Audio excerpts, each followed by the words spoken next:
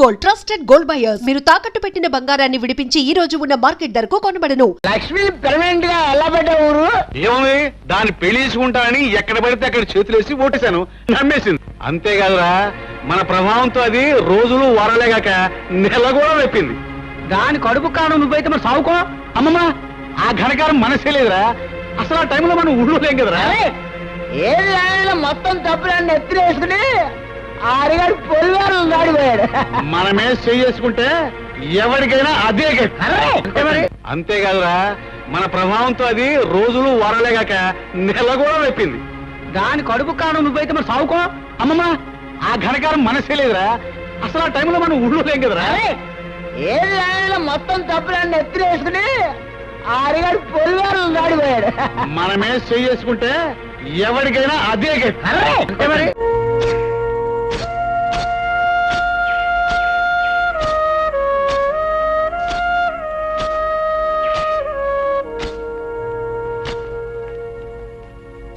హరిబాబు,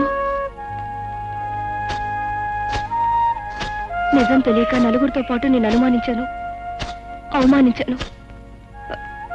ఆ లక్ష్మి నెల తప్పడానికి కారణం మా అన్నయ్యనని ఈ రోజే నాకు తెలిసింది. అవును హరి, నిజం తెలిసాక నీ ప్రేమని, నీ మనసుని, నిన్నే నిందించినందుకు సిగ్గుపడుతున్నాను. నాలో నేను కుమిలిపోతున్నాను. అయినా మనసున్నవాడివి, మంచివాడివి కనుక నన్ను మన్నిస్తావని. పద్మ, నీ ద్వేషానికి కారణం నువ్వు నన్ను ప్రేమించడమే. అది నా మనసుకు తెలుసు. ఆ పరిస్థితిలో ఉన్న ఏ ఆడపిల్లైనా తన వాడనుకున్నవాడు అంత తప్పు చేశాడంటే తప్పకుండా బాధపడుతుంది, నీలాగే ప్రవర్తిస్తుంది. అది నీ తప్పు కాదు. ఇందులో మా తప్పు కూడా ఉంది. మమ్మల్ని కూడా క్షమించాలి. పునరా, మమ్మల్ని తమ్ములా ఆదరించు నిన్ను అనుమానించాం అన్నా. మమ్మల్ని చెప్పుతో కొట్టినా తప్పులేదు. చచ్చా, అవే మాటలు. హరి, నువ్వు వాడిని నిజంగా చెప్పుతో కొట్టావనుకో, అది పుచ్చుకుని పారిపోదాను వాడు. అరే ఓ సాంబా గురు, ఇప్పుడు మనం ఏం చేస్తున్నారా? తప్పకుండా తమాషా అయిన తప్పుడు పని ఒకటి చేస్తావు గురు. కరెక్ట్రా శిష్య. కాకపోతే మనం తప్పుడు పని చేస్తుంటే ఒప్పుకొని ముందు వచ్చేది ఎవరితో కనిపెట్టాలి. అందరూ లక్ష్మిలాగే అమాయకులు అనుకోకు. ఏమిటి ఏమిటి నువ్వు లేదు? అసలు లక్ష్మి పాడేసింది నువ్వే. పంచాయతీ జరిగిన రోజు నువ్వు ఊళ్ళో లేకపోబట్టి బతికిపోయావు. ఈ రోజు నీ అంతు చూస్తాను.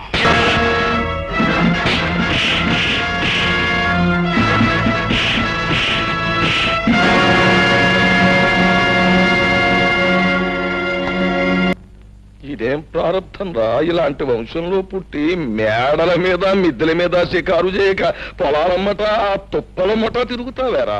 పొలం గట్లమ్మట తుప్పలమ్మట తిరిగితే అక్కడ పనిచేసి ఆ పడుచు పిల్లలను చూస్తూ కాలక్షేపం చేస్తూ ఉండొచ్చు. వీలైతే కొంచెం నేను ప్రకృతి సౌందర్యం చూసి తనమేం చెందాలని ఏడిచావులే. అది కాకపోయినా నా కొడుగ్గా పుట్టినవాడు ఎత్తు మీద ఎత్తు వేసి అవతల వాడిని చిత్తు చేయాలి గాని ఒళ్ళు ఊనమైపోయేటట్టు దెబ్బలు తినొస్తావేరా. నానా చూస్తూ ఉండు, నేను వేస్తాను. వేస్తావు పేడతో పిడక. కాదు, ఎత్తు వెయ్యి. దాంతో హరిగాడు చిత్తైపోతాడు. వెయ్యి. వెయ్యండి బాబు, బాగా వెయ్యండి. ఏదైనా బెడిసి కొట్టిందా మీ ఒళ్ళు హోనం అవడంతో పాటు నాన్నగారి పరువు గంగపాలు. ఇదిగో వాడిని అడ్డం పెట్టుకుని నన్ను నానా మాటలోను వంటి నీ పీక బీసుకెళ్ళి నీ చేత పీచు పెట్టా తెరిపించేస్తాను. వేస్తాను, మంచి ఎత్తే వేస్తాను. ఏడు పోనారా నువ్వు చెప్పేది? నన్ను వెతుక్కుంటూ పోలీసులు వస్తున్నారా? అవును గురు, రచ్చబండి దగ్గర నీ కోసం అడుగుతుంటే విన్నాను. ఇందులో హరెవరు? అదే హరెవరని అడుగుతున్నాను. నేనే.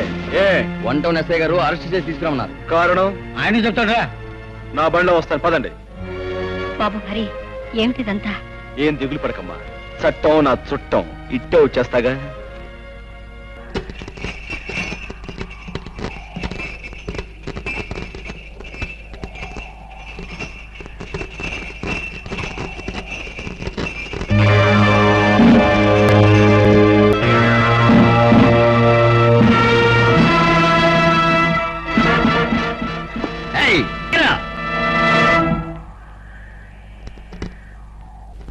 బచ్చా నా కొడకల్లారా, మీరు పోలీసులు కారని నాకు ముందే తెలుసురా.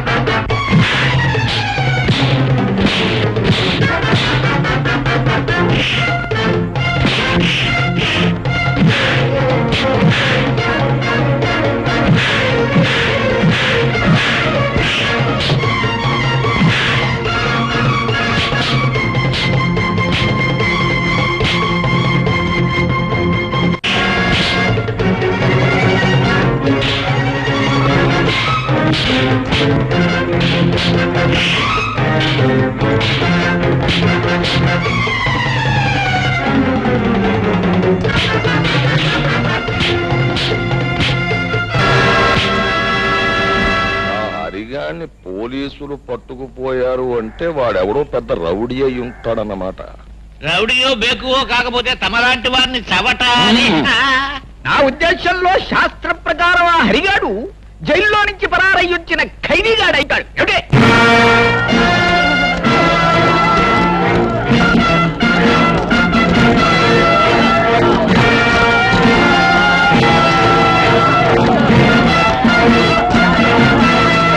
ఏమిటి? ఏంటయ్యా ఈ ఘోరం? పోలీసులకే పులిహోరెట్టేశావా? పులిహోర పెట్టడమే కాదు, వీళ్ళని పులుసు కార్పించేశాను. ఎందుకో తెలుసా? వీడు నిజమైన పోలీసులు కారు గనక. రాయ్, మీరు ఎవరు మిమ్మల్ని పంపించారో వీళ్ళందరికీ తెలిసేలా చెప్పకపోతే మీ బంతగిన కీళ్లు తీసి బంతగాడేస్తాను. చెప్పండి. ఈయన గారు డబ్బిచ్చి హరిబాబుని సంపన్నారండి. అదిగో ఆయిల్ అంటే విన్నారుగా? ఊరి నుంచి బయటికి పంపిందే కాకుండా మనుషులు పంపి గీర్ణను చంపించాలనుకున్నాడంటే కారణం ఏమై ఉంటుంది? అతని పాపాలు తప్పులు నేను బయట పెడతానేమన్న భయంతోనే ఈ పని చేశాడు. ఏమైనా ఈ కారణంగా అసలు దుర్మార్గుడు ఎవరో మీకు తెలిస్తే నాకు అంతే చాలు. రాయుడు, ఆ ధర్మపీఠం మీద కూర్చుని నీ వంశోద్ధారకు చేసిన ఈ ఘనకార్యానికి శిక్ష ఎవడో చెప్పు. కూర్చోనక్కర్లేదు. గిరి, పిలిచారా నాన్న? నువ్వు వేసిన దిక్కుమాలిన దైద్ర కొట్టేతులని బెడిసికొట్టాయి. నా పెద్ద మనిస్తారా నిలబెట్టుకోవడానికి నేను సాచి లేపగా కొట్టాల్సి వచ్చింది. కొట్టాను, తప్పలేదు. ఇదిగో చూడు, నువ్వు ఈ ఊళ్ళో ఉంటే నేను తలెత్తుకు బతకలేను. నా మాటిని మీ అమ్మమ్మ గారి ఇంటికి ఆ టౌన్కి తగలడు. ఇదిగో అక్కడ నువ్వు తిని కూర్చోవడం కాదు, కొంచెం చెంపడాలి. ఏమిటది? ఏంటంటే ఆ ముసలయ్యగాడు ఇల్లు బేరంపడం, దాన్ని కొండం దగ్గర నుంచి కూడా నాకు రకమైన అనుమానం పీకుతుంది. ఆ ముసలయ్యగాడు టౌన్ లోనే ఉన్నట్టు మనకు ఒక కబురు వచ్చింది. అంచేత నువ్వు సందులు గొంతులు పేటలు శమనుకోకుండా తిరిగి రాత్రింబగళ్ళు ఆ ముసలయ్యగాడు ఏంటో ఎక్కడుంటాడు, ఆడి పరిస్థితి ఏంటో వాకప్ చేసి చెప్పాలి. అప్పుడైనా నాకు ప్రయోజకుడైన కోరుకుంటాడని సంతోషిస్తాను. ఏంటి? అలాగే.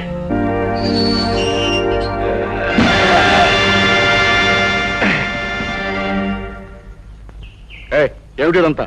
పాపం ఇన్నాళ్ళకు నువ్వు జైల్లోంచి బయటకు వచ్చినందుకు చిన్న సన్నాను. ఎందుకని? ఊళ్ళో ఉన్నప్పుడు రుస్తుములే బ్రతికావు, అన్యాయంగా జైలు పాలయ్యావు. అందుకు మేము పడిపోతుంటే ఎవడో కుర్రనాయాలు వచ్చి నేనే రుస్తుమని నానాలరీ చేస్తున్నాడు. నేను బతుకుండగా మన ఊళ్ళో మరో రుస్తుమా? ఆ లుచ్చగా బచ్చగా టాపులేపేస్తాను. ఏమిటి కొంపలు మునిగిపోయినట్టు హడావుడిగా వచ్చావు? మళ్ళీ మీ నాన్న ఏదైనా ఘనమైన దుర్మార్గం చేస్తున్నాడా? ఏదో చేస్తారేమోనని అనుమానంగా ఉంది. అని నువ్వెలా అనుకుంటున్నావు? హత్య చేసి జైలు శిక్ష అనుభవించిన రుద్రయ్య అనే గూండాని పట్నం నుంచి పట్టుకొచ్చారు. ఏ ఆ గూండాగాడితో మీ నాన్న ఏమైనా గోళీ ఆడాలనుకుంటున్నాడా? వేళాకోళం కదా హరి. ఆ రుద్రయ్యని నీ మీద కుసుగులిపి నీకేదన్నా ప్రమాదం కలిగిస్తారేమోనని భయంగా ఉంది. చూడు చక్కని చుక్క, అందమైన అమ్మాయి పక్కన ఉండగా వయసులో ఉన్న అబ్బాయి ఆలోచించాల్సింది ప్రమాదాల గురించి కాదు, మరి ప్రమోదాల గురించి. అంటే అంటే చెప్పనా?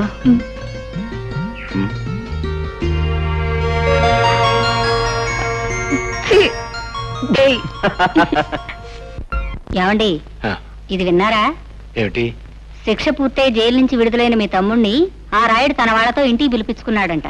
పొన్నయ్య చెప్పాడులే. అయినా నాకు తెలియక అడుగుతాను, ఉన్నట్టుండి రుద్రయ్య మీద ఇంత అభిమానం పుట్టుకొచ్చిందేమిటి? అభిమానం కాదే, అది ఈ ఊరుకు పట్టిన దురదృష్టం. రాయుడు రుద్రయ్య ఏకమయ్యారంటే నొప్పుకు గాలి తోడైనట్టే. ఏం ప్రళయం ముంచుకొస్తుందో ఏమో. ఒరే రుద్రయ్య బాబు, చికెన్ ముక్కను కటిక్కిని కొరికేయడం కాదు, ఆ అరిగాడిని పేక్ కొరికేసి రక్తం తాగేయాలరా. నా బొంద జైల్లో చెప్పకూడదు తిని తిని తిని తిని తిని పొలం మీద రెచ్చిపోతున్నాడు తప్ప హరిగాడిని ఏమీ చేయలేడు. పైగా వాడే మనోడిని నవిలి ఊసేస్తాడు. సచ్చిసేడి ఆయన తీసుకొచ్చి సొంత కొడుకులో ప్రాణం పెట్టి చూసుకుంటుంటే ఏంటి అశుభం మాటలు? అది కదండి. నోర్మి, వాడికి చికెన్ పులావ్ అంటే అంత ఇష్టం, నీకు మామిడి తండ్రన్నా అంత ఇష్టం కదా. అయ్యి బాబు, నా ప్రాణం కదండి. అదేంటి చెత్త అరే హృదయ లుచ్చక బచ్చ, వచ్చినప్పటి నుంచి నా జపశతుని సంకెత్తనావు. శాంపుల్గా నీ ఈసారి కొద్దిలేసి అవసరం వచ్చిన చెప్తాను, ఆగు. ఇదిగో నువ్వు తాగవలసినంత తాగేసి తినవలసినంత తినేసి ఆ అరిగాని గోళ్ళున్నా కొట్టించే. సోతా ఉండండి. ఇయాలతో ఆ లుచ్చక బచ్చగాడు బతుకు కథం కబురెట్టండి నాయాలకి. ఇది ఈ రుస్తుం రుద్రయ్య గారి సెంటర్ లో ఛాలెంజ్. అందుకే అందించే శుభవార్త అందించే. హరిబాబు పద్మం చూసి రుద్రయ్య గారు ఇంకో మాట చెప్పమన్నాడు. ఏమని? దమ్ము ధైర్యం ఉన్న మగాడు అయితే ఆడి మీద కాలు దువ్వాలంట, లేదంటే ఆయన కాలు మీద దండం పెట్టాలంట. చాలా చేస్తున్నాడు. నాతోనే ఛాలెంజ్. Challenge challenge. ఈ ఓల్ ఆంధ్రదేశంలో ఏ లుచ్చగా బచ్చగారితోనైనా సరే ఈ రుద్రయ్య ఓపెన్ ఛాలెంజ్. ఇదిగో నువ్వు ఊరికి ముందే ఇలా రెచ్చిపోయి వాగుతూ ఉంటే శాస్త్రం ప్రకారం మొదట ఆయాసం వస్తుంది, ఆ తర్వాత వాడు వచ్చే వాటికి అబ్బా అనాల్సి వస్తుంది. ఏమిటి రైట్, తీతో ముందుగా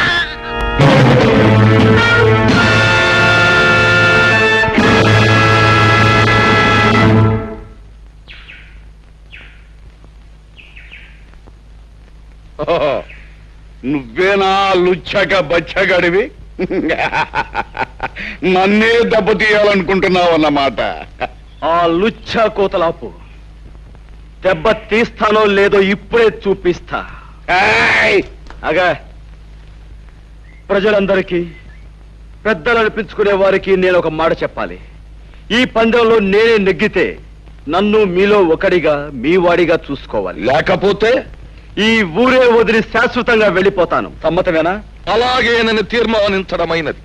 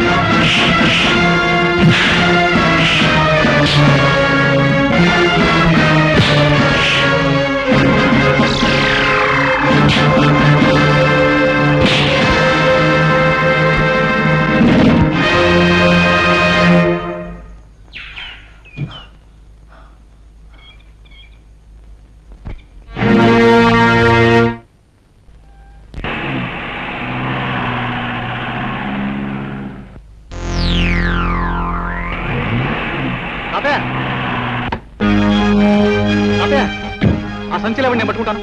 ఎవరు బాబు నువ్వు? నేను తాతయ్య, గుర్తుపట్ల నీ మనవాడిని. మనవాడు? రండి, అంతా కారులో చెప్తాను. కూర్చోండి. ఎందుకురా తిమింగలంలాగా పిచ్చి తాగుడు? ఆయన జంక్షన్ లో పట్టుకుని ఇరిసేస్తాను కలిసేస్తాను పొడిసేస్తానని ఛాలెంజ్ చేసి జంక్షన్ లో 2 కాళ్ళ మీద పడిపోయి బేరమనం సిగ్గులేదు చిచి ఆడికి కాదు సిగ్గు, ఆయన తీసుకొచ్చి పలా పెట్టిన వాళ్ళకు ఉండాలి సిగ్గు. వచ్చాక బచ్చా అసలే నేను నెప్పులు బాధలు మర్చిపోవడానికి తాగుతుంటే మధ్యలో నీ తిప్పుడే ఉంటా. నా యాలో నిన్ను ముక్కలుగా దరికి నీ మాంసంతో రుద్రయ్య ఈ యాళ్ళకి నా మొహం చూసి వదిలే. రాయుడు బాబు, ఈ రుద్రాయి పుట్టుకుతో పులి, ఇప్పుడు దెబ్బతిన్న పులి ఇబ్బంది ఆగదు. ఇప్పుడే ఇలా నేను నువ్వు అన్నమాట సబుగానే ఉంది, కానీ ఇప్పుడు వద్దు. ఎందుకంటే ఇప్పుడు నువ్వు వెళ్ళాన్ని పొడిచేసావు అనుకో, వెంటనే ఆ కేసు నీ మీదకి వచ్చేస్తుంది, ఓడిపోయినావు కనుక. ఇదిగో పంతులతో మాట్లాడు, మంచి ముహూర్తం పెట్టిస్తాను, నీ చేతికో పిస్తోల్ ఇస్తాను, వెళ్ళి కాల్సే. ఏ పోలీసోడు నిన్ను అనుమానించరు, ఎందుకంటే ఈ మొత్తం ప్రాంతంలో ఎవరికి పిస్తోల్ లేదు, నాకు పిస్తోల్ ఉన్నట్టు ఎవరికి తెలియదు. అది నొప్పిగా ఉందా బాబు? దేవుడి దయ వల్ల పాపిస్టాడ్ చేతిలోంచి బయటపడ్డావు, మాకంతే చాలు బాబు. నిలువు నా ప్రాణాలు తీసే ఆ కసాయివాడు నిన్నేం చేస్తాడో అని మేము ఎంత భయపడ్డామో తెలుసా? అతను ప్రాణాలు తీస్తాడని మీరెందుకు అనుకుంటున్నారు? నీకు తెలియదు నాయనా, వాడు ఒక మనిషిని ఖూనీ చేసి జైలుకు వెళ్ళొచ్చినవాడు. శిక్ష పడ్డ వాళ్ళందరూ నేరస్తులు కారు. సాక్ష్యాలు ఆధారాల వలన ఒక్కొక్కసారి నిర్దోషి కూడా దోషి అవుతాడు. కానీ రుద్రయ్య నిర్దోషి కాదు హరి. తన భర్తను పొడి చంపడం గౌరి కళ్ళారా చూసింది. ఆ తర్వాత తన ఇంట్లోంచి కంగారుగా పారిపోవడం బావ చూశాడు. అవును బాబు, మీరు తెలియని నిజాన్ని సాక్ష్యంగా చెప్పారు. ఆ గౌరీ తప్పనిసరి పరిస్థితుల్లో అబద్ధాన్ని సాక్ష్యంగా చెప్పింది. కానీ ఆమె భర్తని ఆ రాయుడు కత్తితో పొడిచి చంపటం నేను కళ్ళారా చూశాను. నువ్వు చూసావా? అంటే నువ్వు అప్పుడు బాబు నువ్వు నేనెవరినో కాదమ్మా, ఇన్నేడు మీకు దూరంగా బ్రతికిన మీ కన్న కొడుకు హరిప్రతాప్.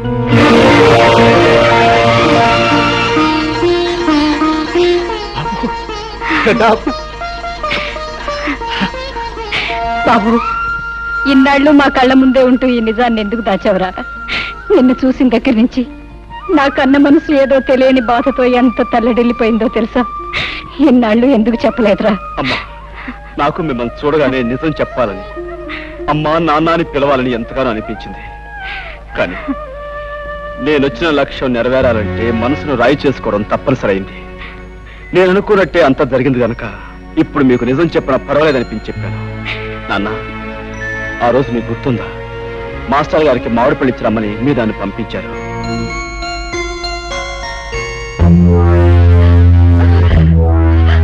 ఏమండి, ఏమిటండి దౌర్జన్యం? చెబుతాం. ఏమయ్యా హెడ్ మాస్టర్, స్కూల్ సొమ్ము తిన్నానే అనుకో, మరి నేను హెడ్ మాస్టర్ని జయించినోండి కదా, అభిమానంతో ఆ విషయాన్ని కడుపులో పెట్టుకోవాలి గాని పయ్యోళ్ళకు ఉత్తరాలు రాస్తావా? పసిపిల్లల చదువు కోసం, స్కూల్ అభివృద్ధి కోసం ప్రభుత్వం గ్రాంట్ చేసిన నిధుల్ని నువ్వు అలా తినేటు అన్యాయం కాదంటావా పాపాత్ముడా? అలా నేనేమి అనుకోను, కానీ నువ్వు చేసిన పొరపాటుకి ఈ కత్తితో కాజా దింపించేస్తే అలాగుంటది అంట. బాబు గారు, ఆయన చంపకండి, మీకు దండం పెడతాను. ఈ ఒక్కసారికి ఆయన క్షమించి వదిలేస్తే ఈ ఊరదిలే వెళ్ళిపోతామండి. ఆయన ఈ ఊరినే కాదు, ఈ లోకాన్నే వదిలి వెళ్ళిపోవాలి. మాస్టరు అయిపోయింది.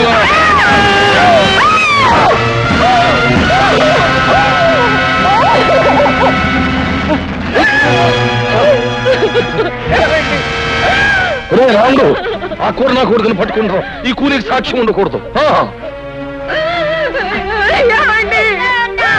ఇదిగో, ఈ సంగతి ఎక్కడైనా కూసావా నీకు నీ బిడ్డకి నీ మొగుడుగతే పడద్ది.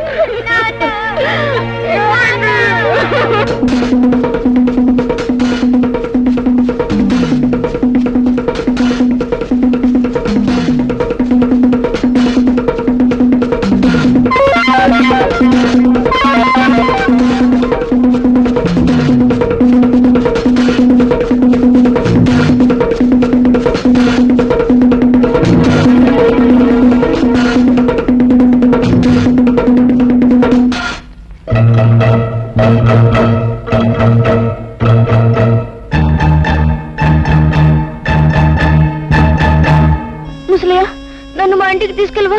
రాయుడు మాస్టర్ని పొడి చంపేశాడు. నువ్వు ఊళ్ళోకి వెళ్తే వాళ్ళు నేను బతకనివ్వరు. రా చెప్తాను. అంటే నీ ప్రాణం కాపాడి నిన్నంత వాణి చేసింది మన పాలేరు ముసలయ్య అన్నమాట.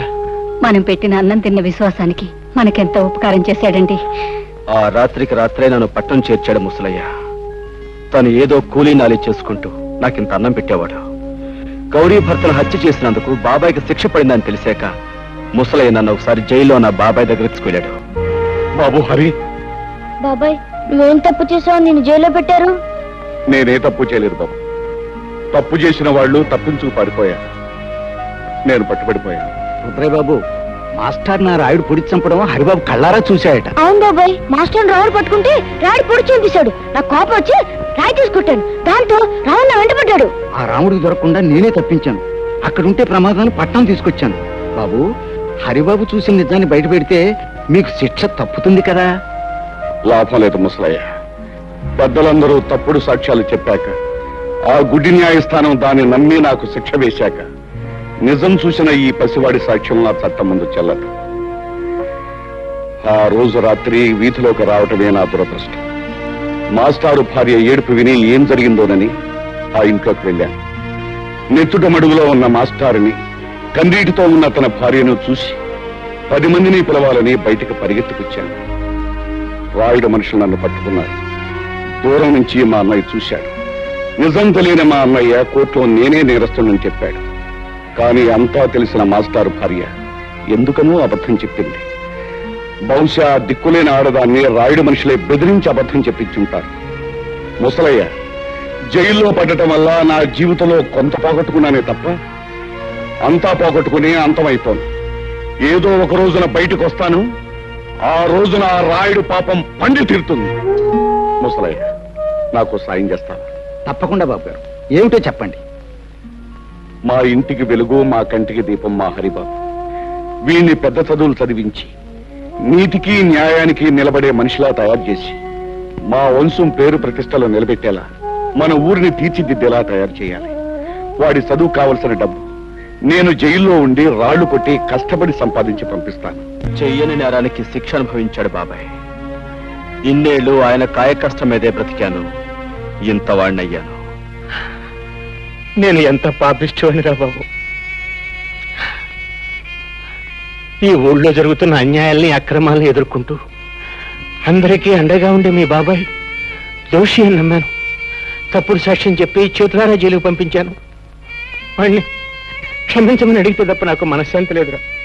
ఇప్పుడు బాబాయ్ ఎక్కడున్నాడు? మా ఇంట్లోనే ఉన్నారు మావయ్య గారు. నువ్వా? ఎంతసేపు వచ్చి?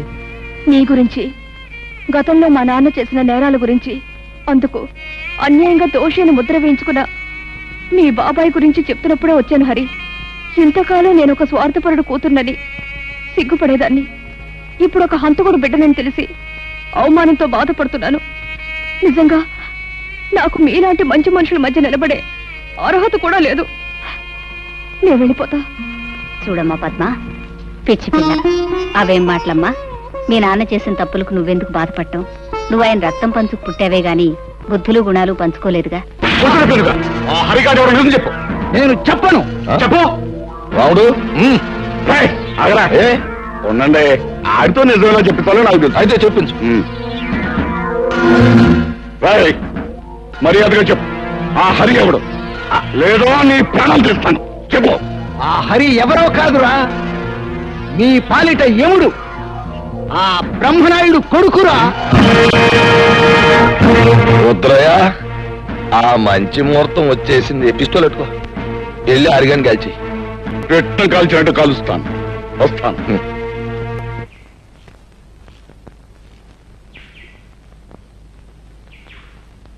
హరే హరే,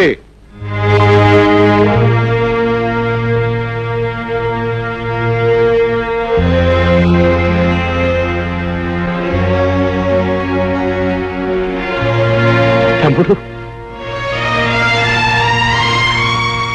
తమ్ముడు, అన్నయ్య, తమ్ముడు, అన్నయ్య. తమ్ముడు, నన్ను క్షమించగలవురా నువ్వు? అదే మాటన్నయ్య. అవునరా, నేను నీకు అన్యాయం చేశాను. నీ జీవితంలో 14 ఏళ్ళు కటకటాల వెనక బండరాళ్ల మధ్య గడిచిపోయేలా చేశానురా. నీ తోడబుట్టిన వాడిని ఎందుకు కూడా నీకు అన్యాయం చేశాను. నన్ను క్షమించు. ఊరుకో అన్నయ్య, ఊరుకో. ఊరుకో. నా నుదుట అలా రాసుంటే దానికి ఎవరేం చేస్తారన్నయ్య? నీ కళ్ళకు కనిపించిన నిజాన్ని నువ్వు చెప్పావు. ఇందులో నీ తప్పే ఉంది. అవును, ఇంతకీ ఇదంతా నీతో ఎవరు చెప్పారన్నయ్య? నేనే చెప్పాను బాబాయ్. అంతేకాదు, మన ఇద్దరం కలిసి ఆ రాయుడు ఆట కట్టించడానికి ఎలాంటి ప్లాన్ వేసాం కూడా చెప్పాను. అరే, వీళ్ళకి నిజం తెలిసినట్టే నువ్వు ఎవరివన్న నిజం రాయుడు కూడా తెలిసిపోయింది. ఎలా తెలుస్తుంది బాబాయ్? పట్టణం నుంచి గిరి ముసలైన బంధించి తీసుకొచ్చాడు. వాడి చేత నిజం చెప్పించాను. ఎవరు? రుద్రయ్య నువ్వా? ఎంతసేపు అయింది అబ్బాయి వచ్చి? ఇంతకు ముందే వచ్చాను వదిన. వదిన, అమృతం లాంటి నీ చేతి వంట తిని ఎన్నో ఏళ్ళైంది. ఆకలిగా ఉంది, అన్నం పెట్టు. అంతకంటేనా? రా అబ్బాయి. సరే.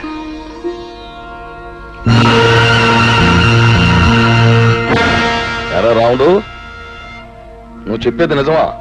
అవును బాబు, నా కళ్ళారా చూశాను, చెవులారా విన్నాను. అమ్మ రుద్రిగా, నువ్వు నా ముందే కుప్పి గంతులేస్తావురా? సరే, మీ అందరినీ కట్టగట్టి బాదం హల్వా, బందర్ లడ్డు, కాకినాడ కాజా కలిపి తినిపించేస్తా.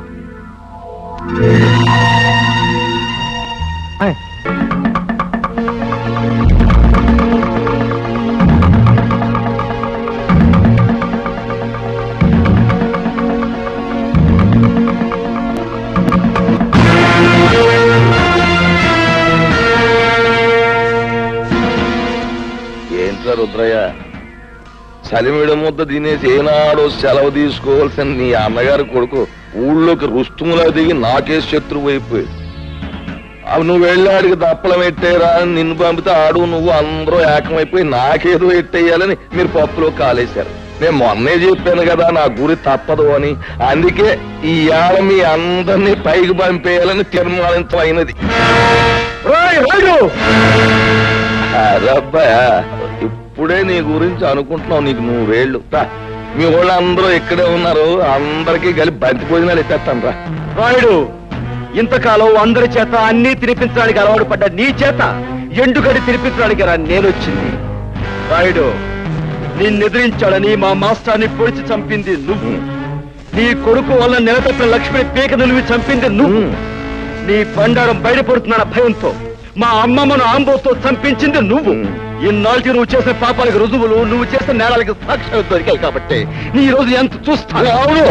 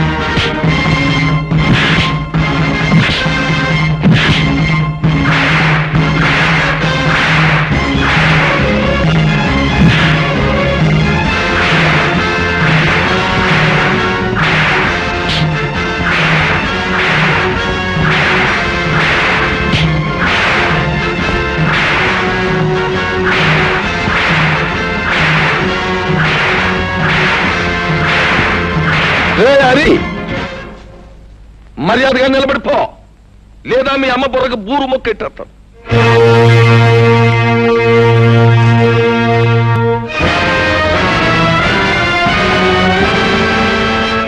రే, ఆ నట్టుకొచ్చా చెట్టు కట్టేయండిరా.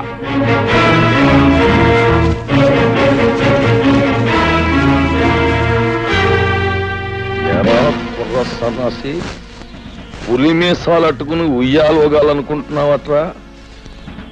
నాకెదురు తిరిగినోడెవడో ప్రాణాలతో బయట పడలేదు. అవును, మీ మాస్టర్ నా మాట లేదని ఈ చేత్తో నేనే పొడి చంపేశాను. ఇప్పుడు ఏమంటావు? ఏట్రా, ఆ ఈరిగాడు కూతుర్ని స్వయంగా నా చేత్తో పీక బిస్కెట్ చెరులో బారేశాను. ఏం చేస్తావు?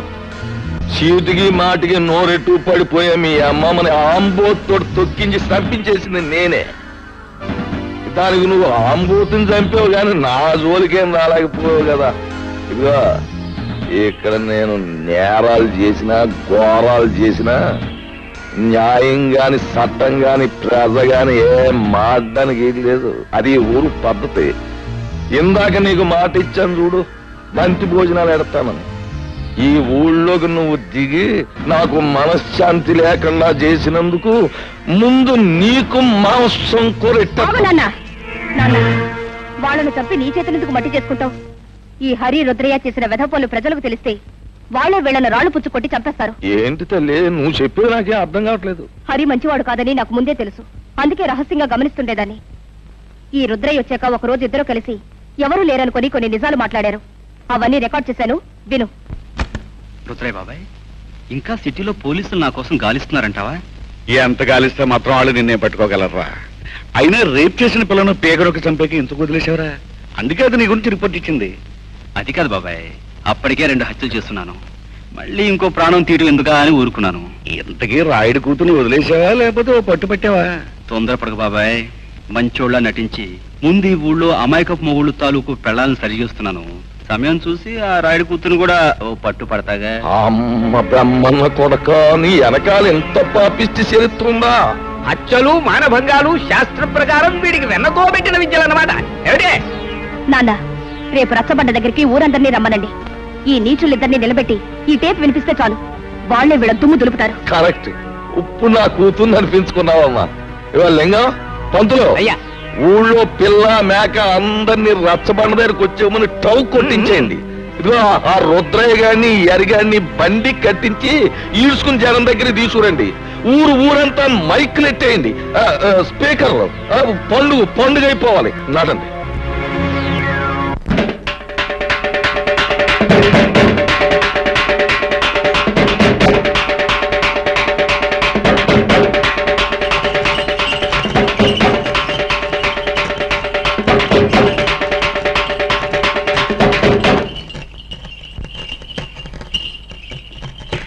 మహాజనులారా, నా గ్రామ ప్రజలారా, చక్కగా చల్లగా సాగిపోతున్న మన ఊళ్ళోకి ఈ అరిగాడనేవాడు పాములాగా వచ్చి ఇషాన్ని గక్కి ఊరిని అల్లకల్లోలం చేసేశాడు. అందుకే ఆడి చేత బాగా పొలవ తినిపించి మరీ గెంటేశాను ఊళ్ళోంచి. కానీ వెళ్ళిపోయినోడు ఆడు ఊరుకోలేదు. పగబట్టిన పాములాగా మళ్ళీ తిరుగు ఊళ్ళోకి వచ్చాడు. మరి పచ్చినెత్తుర్ని పానకంలాగా తాగేసి ఆ రుద్రయ్య గారితో స్నేహం చేశాడు. ఇద్దరు కలిపి ఊరిని బూడిద చేసేయాలని ఓ ప్లాన్ వేసుకున్నారు. మాట్లాడమేమా లింగం? అయ్యా, హరి రుద్రయ్య ఎన్ని నేరాలు ఘోరాలు చేశారో మేము ముందు బయట పెడుతున్నాం. వీళ్ళ గురించి నిజం తెలిసాక శాస్త్ర ప్రకారం వీళ్ళని ఏం చేయాలో మీరే నిర్ణయించండి. ఏమిటి?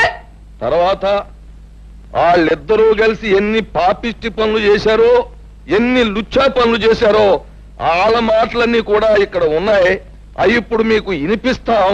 ఆ మాటలు విన్న తర్వాత ప్రజలైన మీరు మరి రాళ్లు పట్టుకుని రవ్వలడ్లే తినిపిస్తారో, కర్రలట్టుకుని కారపూసే తినిపిస్తారో మీరే తెచ్చుకోండి. అమ్మాయి పద్మ, ఆ కనెక్షన్ లో వైర్లు జాగ్రత్తగా ఉన్నాయా? అంతా రెడీ నాన్న. పేపర్ వినిపించే ప్రతి మాట సినిమా పాటలా వీధి వీధిన మారుమోగిపోతుంది. ఇక ఆలస్యం ఎందుకు, నొక్కే.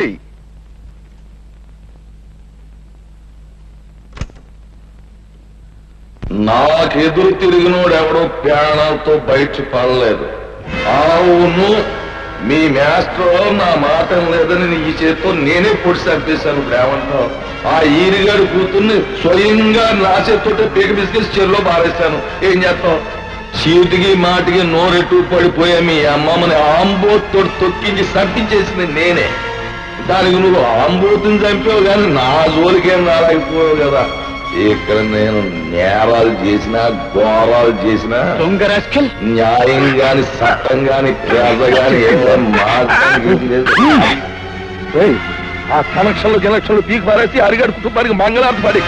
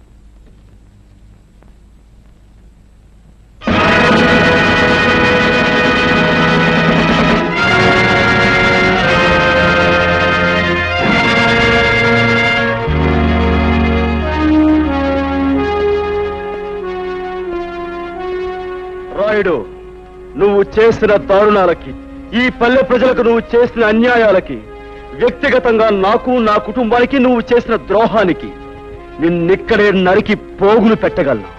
కానీ నేను ఆ పని చెయ్యలేను. ఎందుకంటే నేను చట్టానికి బద్ధుణ్ణి. ఈ పల్లెకొచ్చే ప్రతి ఆఫీసర్ని నువ్వు ఏదో రకంగా నోరు మూయిస్తున్నావని తెలిసింది.